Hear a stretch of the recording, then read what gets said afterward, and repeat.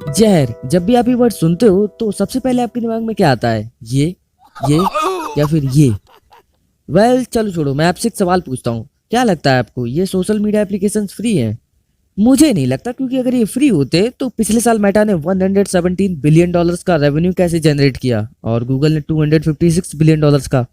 तो चलो फिर आज मैं ले चलता हूँ आपको एक ऐसे सफर पे जहाँ आपको लगता है कि आप कस्टमर हो, लेकिन रियलिटी में आप ही प्रोडक्ट हो। और उस सफर में आप डिसाइड नहीं करते हो कि आपको कहाँ जाना है, एल्गोरिदम डिसाइड करता है कि आपको कहाँ ले जाना है, जिसे हम लोग बुलाते हैं the dark side of social media.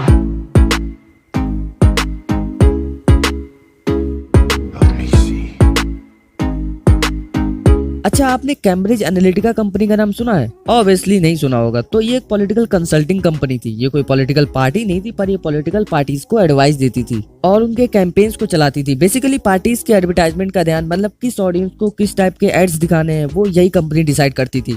तो 2018 में इस इंसान ने द गार्जियन न्यूज़पेपर को बताया कि ये कैम्ब्रिज एनालिटिका कंपनी अभी तक फेसबुक से यूजर्स का पर्सनल डाटा कलेक्ट कर रही थी। 2013 से लेकर 2018 तक इस कंपनी ने 87 मिलियन फेसबुक प्रोफाइल्स का डाटा कलेक्ट किया बिना उनकी परमिशन के, और उसी डाटा को फिर यूज किया पॉलिटिकल एडवर्टाइजमेंट्स में। जब ये बात सबके सामने निकल के आई तो फेसबुक को बहुत क्रिटिसिज्म झेलने को मिला और बाद में फिर फेसबुक ने माफी भी मांगी इसको लेकर। मतलब आप समझ सकते हो, फेसबुक ने अपने यूजर्स का पर्सनल डाटा बड़े इजीली एक थर्ड पार्टी कंपनी के हाथों में दे दिया। आपने ये लाइन तो बहुत बार सुनी होगी, if you are not paying for the product you are the product. ये फेसबुक और इंस्टाग्राम के लिए एकदम फिट बैठती है, और यूट्यूब के लिए भी। आपका पर्सनल डाटा आपके जेब में रखे कैश से भी ज्यादा वैल्यूएबल है इन कंपनीज के लिए। Personal data is the new oil of the digital economy.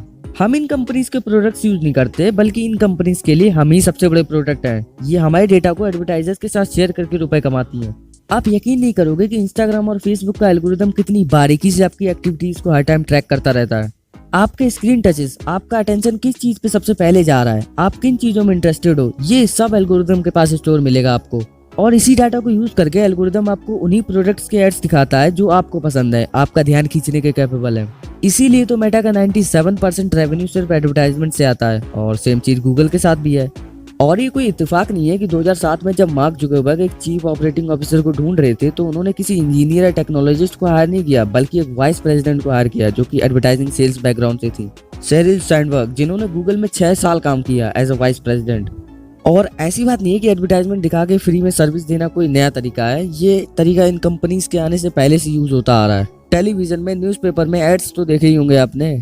जैसे जो न्यूज़पेपर आपको 5-10 रुपए में इजीली मिल जाता है, उसे बनाने की कॉस्ट सेलिंग प्राइस से डबल होती है, लेकिन फिर भी ये न्यूज कंपनीज दबा के पैसा छाप रही हैं। क्यों? क्योंकि जो एडवर्टाइजमेंट इन पेपर्स पे प्रिंटेड होते हैं उससे न्यूज़पेपर को बनाने का खर्चा आराम से कवर हो जाता है, प्लस प्रॉफिट भी बन जाता है। देखो, मैं ये नहीं कह रहा हूँ कि ये एडवर्टाइजमेंट वाला तरीका गलत है, नहीं, बल्कि अगर ये ना होता तो आज जिस स्पीड से इंटरनेट की ग्रोथ हुई है वो भी ना हो पाती, और शायद आज आप इस वीडियो को भी ना देख पा रहे होते।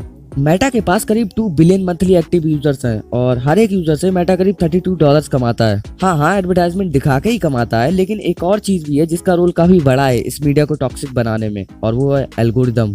आपने खाने की रेसिपी तो देखी ही होगी, अगर उसके बिना खाना बनाएंगे तो उतना टेस्टी नहीं बनेगा, है ना। सिमिलरली बिजनेस की रेसिपी आप एल्गोरिदम को समझ सकते हो। अच्छा, आपके साथ कभी ये हुआ है कि आप ठान के तो जाते हो कि मैं बस 5 मिनट यूज करूंगा इंस्टा, लेकिन वो 5 मिनट कब 2 घंटे में बदल जाते हैं पता ही नहीं चलता। इसके पीछे की बजाय सिर्फ और सिर्फ एल्गोरिदम, उसको डिजाइन ही इस तरीके से किया गया है कि आपको ज्यादा से ज्यादा टाइम तक अपने एप्लीकेशन पे हुक करके रखे। और अब तो एल्गोरिदम ही डिसाइड करने लगा है कि आपको क्या दिखाना है। इनफैक्ट अगर आप यूट्यूब पे कुछ भी सर्च करोगे तो उसमें 3-4 वीडियोस ऐसी भी आ जाएंगी जिनका उस सर्च से दूर दूर तक कोई लेना देना नहीं है, लेकिन वो वीडियोस आपके फेवरेट यूट्यूबर्स की होंगी, और हो सकता है कि आप उन पे क्लिक भी कर दो। और बस यही तो चाहता है एल्गोरिदम कि हमेशा यूट्यूब आपके लिए इंटरेस्टिंग रहे, ताकि आप अपने दिन के 6-7 घंटे उस पे बिताएं। इसके अलावा एक और चीज भी है जो मुझे बिल्कुल पसंद नहीं है, खासकर इंस्टाग्राम में। इंस्टाग्राम पे लोग फोटोज शेयर करते हैं ताकि वो दुनिया को ये दिखा सकें कि वो कितने अमीर हैं और हैप्पी हैं, बट इन रियलिटी सबसे ज्यादा दुखी मुझे वही इन्फ्लुएंसर्स लगते हैं, लेकिन वो दुखी वाली साइड आपको कभी नहीं दिखाएंगे। और इंस्टा पे इनकी फेक लाइफस्टाइल देख के हम अपनी रियल लाइफस्टाइल खामखाई उससे कंपेयर करने लग जाते हैं, और एंड में मिलता क्या है? Demotivation, stress. इस मामले में मुझे YouTube फिर भी थोड़ा ठीक लगता है, क्योंकि यहाँ एटलीस्ट आपको फेक लाइफस्टाइल तो देखने को नहीं मिलती है। अगर आपने सही चैनल्स को सब्सक्राइब कर रखा है तो करोगे सब्सक्राइब इसी बात पे। अब चलते हैं वीडियो के सबसे इंपॉर्टेंट पार्ट की तरफ। तो अगर आप सच में अपने टाइम की वैल्यू करते हो और वो वैल्यूएबल चीज आप इन टॉक्सिक एप्लीकेशंस पे तो बिल्कुल भी स्पेंड नहीं करना चाहते हो, तो ये कुछ सॉल्यूशंस हैं इस एडिक्शन को कम करने के लिए। नंबर 1 इज वही घिसा पिटा, डिलीट फेसबुक, इंस्टाग्राम। पर मुझे ये उतना इफेक्टिव नहीं लगता। क्योंकि जो इंसान हैविली एडिक्टेड है वो मोटिवेशन में आके इन एप्स को डिलीट तो कर देगा, लेकिन मोटिवेशन एक ऐसी चीज है जो ज्यादा लंबे समय तक नहीं टिकती। कुछ दिनों बाद आप अपने आप को फिर से स्क्रॉल करते हुए ही पाओगे। तो एकदम से बहुत बड़ा चेंज लाने के बजाय छोटे छोटे स्टेप्स लो। जैसे सबसे पहले आप इन एप्स के नोटिफिकेशन बंद करो, और वो रेड डॉट जिसपे नंबर्स लिखे होते हैं उसको तो जरूर से बंद कर देना, क्योंकि डिस्ट्रैक्शन की जड़ है वो। सेकंड, आप लिमिट सेट करो कि आप पूरे दिन में सिर्फ इतने घंटे ही इन एप्स को चलाओगे, और आप उन घंटों से ज्यादा इंस्टाग्राम ना चलाओ। उसके लिए आप कोई ब्लॉकर ऐप यूज कर सकते हो जो एक स्पेसिफिक टाइम के बाद उस ऐप को ब्लॉक कर देगा। तो आप अपने मोटिवेशन का यूज करने की बजाय एल्गोरिदम का यूज करो, ज्यादा बेटर रहेगा। एंड लास्टली मैं यही कहूंगा कि सिचुएशन उतनी भी खराब नहीं होती जब तक आप इन एप्लीकेशंस को चलाते हो। सिचुएशन खराब हो जाती है जब ये एप्लीकेशंस आपको चलाने लगते हैं। Good bye.